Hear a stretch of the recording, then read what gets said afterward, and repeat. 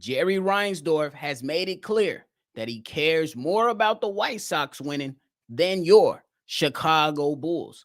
And can we see the New Orleans Pelicans become interested in Nikola Vucevic? We're going to talk about all that plus more on today's show. But you already know, before we talk about it and break it down, you got to hear the music first. Cognac. Gang.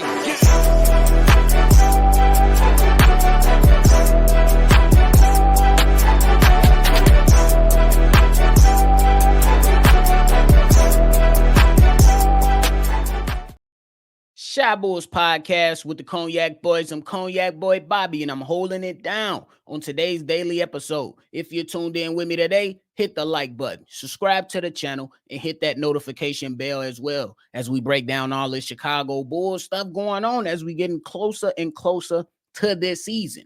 Now, when we talk about the owner, Jerry Reinsdorf, I even come out and call him Jerry Reinsdorf. But nonetheless, we know how our owner is of the Chicago Bulls. This is also the owner of the Chicago White Sox. And both of his organizations, they stink. And one of the stenches is a little bit more fouler than the other, but it doesn't matter. When you stick a pile of poop next to another pile of poop, it still smells like poop at the end of the day. And we're talking about the Chicago Bulls and the Chicago White Sox. But my man's Jerry Reinsdorf, he did an interview. And in that interview, they talked about the importance of his franchises and which one he would like to see win a little bit more. Well, we know the track record, and we know that Jerry Reinsdorf loves his baseball, and he looks at the Chicago Bulls as just another business opportunity. Rightfully so. His organizations, his businesses, his teams in two different leagues, his business. But it shouldn't have to come to at the expense of making us fans who support these businesses look like idiots. And a lot of times we do. My man's Jerry Reinsdorf said that he holds the Chicago White Sox. No, the Chicago White Sox holds greater importance to him, more so than that of the Chicago Bulls. My man's Jerry Reinsdorf, at 88 years old, ladies and gentlemen, has suggested he would advise his family to sell the White Sox, but retain ownership of the Chicago Bulls after his passing. That tells me everything I need to know. that tells me everything I need to know. And here's why. Look at the organization. Look at how the White Sox look right now. This season and last season, over 100 losses. That's beyond. That is super, super below mediocre. That is a hell dumpster fire. It's burning around it and inside the dumpster. That's how bad that organization looks right now in the MLB. The Chicago Bulls, on the other hand, they look a little bit more competitive. They look a little bit more ahead of what the White Sox are. But we know that with Jerry Reinsdorf, winning is not a priority for the Chicago Bulls. And you might ask yourself why, but we all know why. Take a look behind me. Take a look in front of me. I have plenty of hats. We all have plenty of hats, plenty of shirts, plenty of flags of memorabilia supporting the Chicago Bulls. I can't tell you if I ever bought a thing that has a White Sox logo on there. Hell, I ain't even gonna lie to you. Yeah, I'm from the South Side, but I don't rep the Chicago White Sox. I'd rather go for the Cubs right now. Yeah, it's gonna be some people that hitting the side. But I ain't gonna lie to you, not a big fan of baseball either way it go. So I'm gonna root for the team that's been doing something, or at least trying to win. That's the Chicago Cubs. So Jerry Reinsdorf, when you come out and say these things, it's really not surprising. Not even gonna lie to you. Not gonna cap to you. Not even gonna tell you that I understand completely. It's just not surprising. It's what we expect. I don't know all the track record when it comes down to what Jerry Reinsdorf has done with the Chicago White Sox. I'll be honest in that regard. I don't know every move that he's done. I do know that one of my co-hosts on the Chi-Town Sports Central Network, who hosts the Chicago White Sox and Big Kev, he don't like talking about the team because they stink. They stink. He enjoys talking more about the Chicago Cubs because at least they're trying. And then if we look at the evidence, now this is what I'm a little bit more well-versed. Probably not an expert, but a little bit more well-versed in what has transpired these last few years for the Chicago Bulls. For the Chicago Bulls, we have seen time and time after again the front office be reluctant to make moves. We have seen time and time again the front office reluctant to give away money to bring in free agents. We have seen time and time again the front office currently sent on their hands when moves needed to be made and should have been made. Now, we look at them and say, hey, they made a few adjustments, but we still a little lost. They told us it was well, they didn't tell us that it was a total rebuild. They said they didn't want to do that. They want to get younger. They want to go with the youth movement, but didn't necessarily call it a rebuild, which a lot of people feel like it should be a rebuild. A lot of people feel like they have tarnished relationships after relationships for the time that they have been in those seats. And prior to those seats, even that front office had its own problems. We talking about choosing coaches over players when the coaches was absolutely wrong. We talking about making stupid trades that don't even make sense. Don't get me started on the Derrick Rose trade. I know that was years ago, probably about 9 years ago, but nonetheless, it don't matter. It happened. We seen these guys draft, and then we question the draft selection. We seen these guys bring in free agents, and then when the free agents that come in, we expect them to contribute in a major way to the Chicago Bulls. They can't contribute. We've seen plenty of times to where Billy Donovan and his rotations have been abysmal. We've seen this. And Jerry Reinsdorf, all he care about is the bottom line. I ain't mad at him. You're a businessman. You want your business to stay profitable. And if we're going to sit here and blame the fans, you can do that. I won't. Fan how you want to fan. That's what it really comes down to. Fan how you want to fan. Me personally, I still like going to a Chicago Bulls game. Not even going to lie to you. Not even going to act like I don't. I still like buying the merch. Does that make me delusional? Probably. I believe we are probably one of the most delusional fan bases in the nation right now, especially when it comes to our Chicago Bulls and our Chicago Bears. So we can criticize Jerry Reinsdorf, but we know how he is. We know how he gonna move. I believe he has placed people in decent positions to make something happen. But I also believe he has restricted certain things to happen to not make the Chicago Bulls a championship contender. We're not talking about play-in contender or playoff contender. We're talking about championship contender. I believe he has his hand all up in that, along with his horrible staffs that he has hired.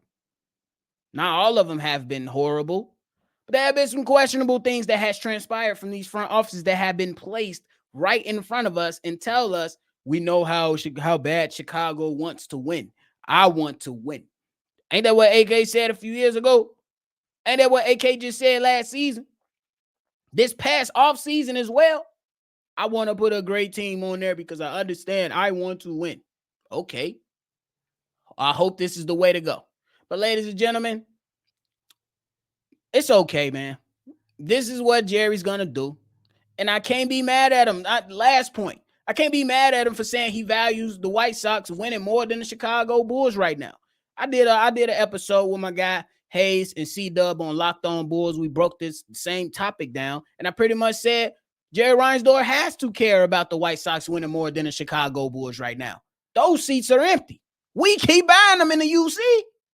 We keep buying the seats in the United Center to go watch the Bulls. Nobody's really buying the seats to go watch the Chicago White Sox on the south side of Chicago. Got to travel on the red line. Probably catch an Uber because the red line past 35th ain't where it's at.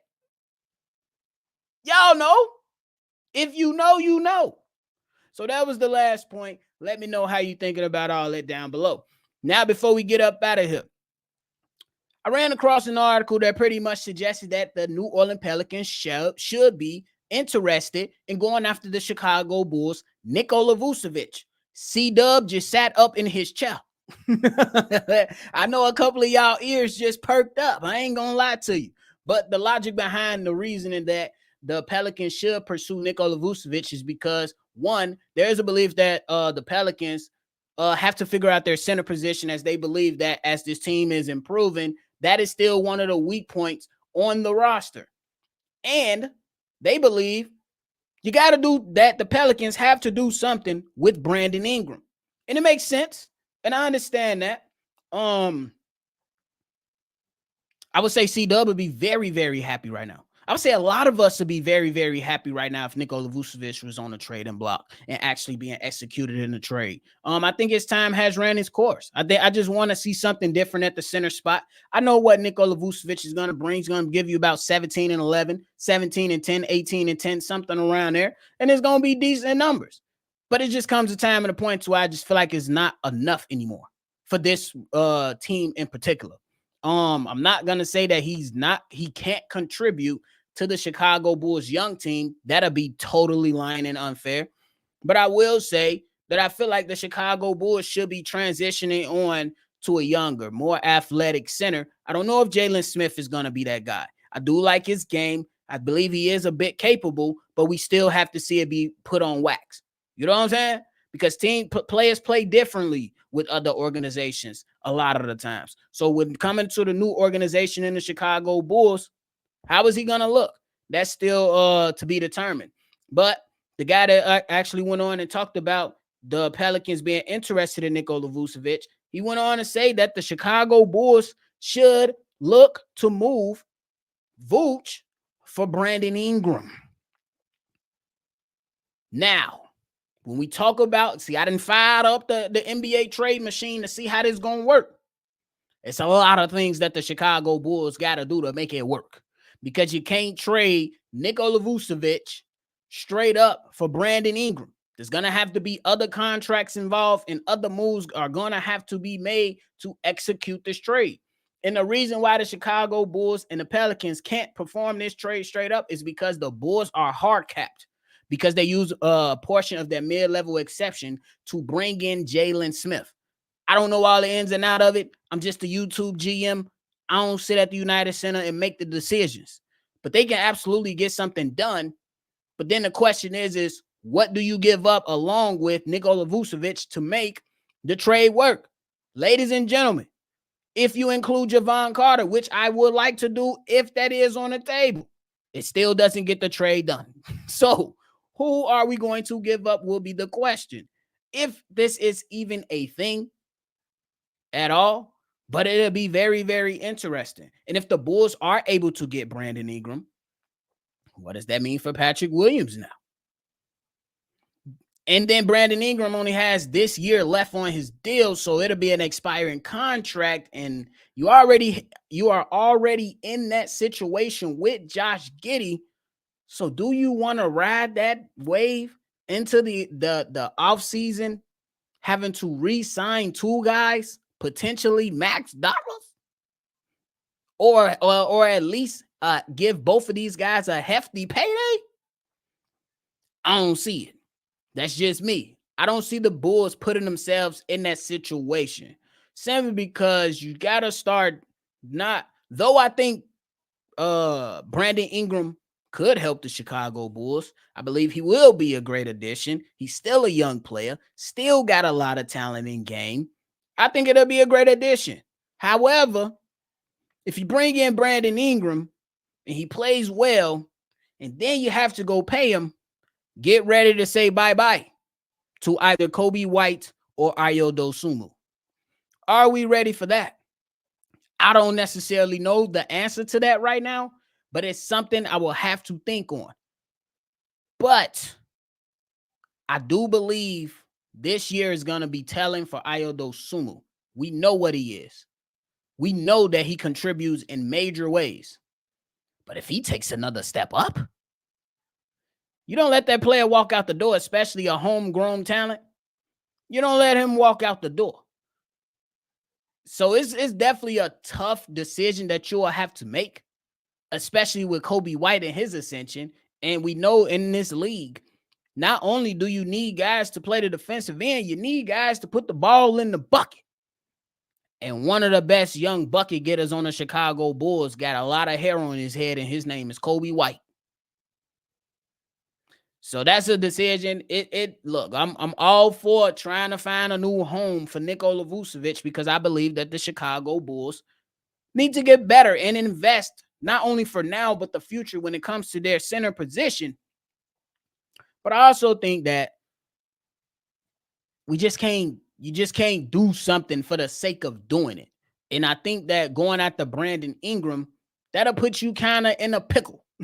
Kind of in a pickle financially, kind of in a pickle with roster and rotations, because now you're saying, AP Will, we just paid you 90 mil, but you got to come off the bench. I don't see it happening, y'all. I don't necessarily see it happening. But if you got a home for Nikola Vucevic, let me know. Let me know. I'm all ears just to figure it out. Maybe Memphis. Maybe somebody at Memphis. I think they got rid of Steven Adams, or he's hurt again. Memphis? I don't know. That's just the first one off the head. Y'all let me know if that makes sense. Let me know all your thoughts and everything down below. Now, ladies and gentlemen, I am done for the day. I appreciate y'all for tuning in to another episode. Before you get up out of here, hit the like button, subscribe to the channel. We trying to get to this 7K before we hit this season, if we could. We ain't too far away, but we know we got to put that work in before the start of the season. So we going to keep coming with that fire. In the meantime, if you want to be a part of our mailbag episodes, that is going to take place this weekend. Call in so you can be a part of one of those. The number to do so is 773-242-9219. Let us know anything that you got on your mind about the Chicago Bulls, and then we'll go ahead and drop that mailbag episode. But that is it. Thank y'all so much. Always see red, and you already know I'm going to catch y'all on the next one for sure. Cognac.